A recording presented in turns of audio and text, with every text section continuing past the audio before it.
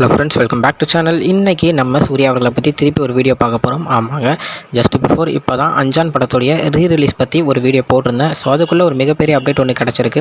நம்ம சூர்யா அவர்களுடைய 44வது படத்தை பற்றின ஒரு சின்ன அப்டேட். ஆமாங்க, சின்ன அப்டேட்டில் பெரிய அப்டேட்னே சொல்லலாம். நம்ம சூர்யா அவர்கள் நம்ம கங்குவாவாக இருக்கட்டும், இல்லை நம்ம சுதா கங்குரா கூட ஒர்க் பண்ணுற ஒரு படமாக இருக்கட்டும், வாடிவாசல், கருணா, இந்த மாதிரி நிறைய அப்டேட்ஸ் அவருக்கு நிறைய மூவி லைனப்ஸ் இருக்குது. ஸோ அந்த விதத்தில் அவருடைய 44வது படம் என்ன அப்படி பார்த்தீங்கன்னா, நம்ம கார்த்திக் சுப்ராஜ் அவர்கள் இயக்க போகிறாரு. ஆமாங்க, நம்ம கார்த்திக் சுப்ராஜ் தான் இயக்க போகிறார் அப்படின்றத சூப்பராக இன்றைக்கி ஒரு போஸ்டர் மூலியமாக சொல்லியிருக்காங்க. ஸோ அந்த போஸ்டர் என்ன அப்படின்றத ஏதோ உங்களுக்காக இப்போயே காமிக்கிறேன்.